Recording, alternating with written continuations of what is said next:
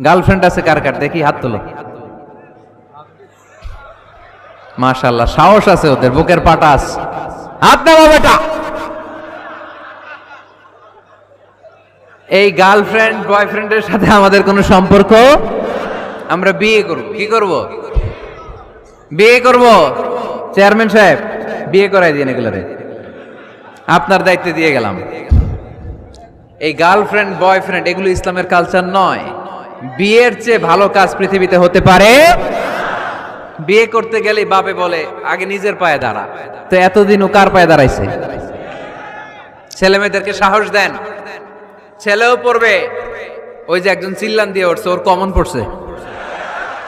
Common পড়ছে, মাশাআল্লাহ। গার্ডিয়ানরা যারা আছেন ওদের দুঃখ কষ্ট একটু বুঝছেন আপনারা, মিলাই দিয়েন ওদেরকে, বিয়ের পিড়িতে বসায় দিয়েন।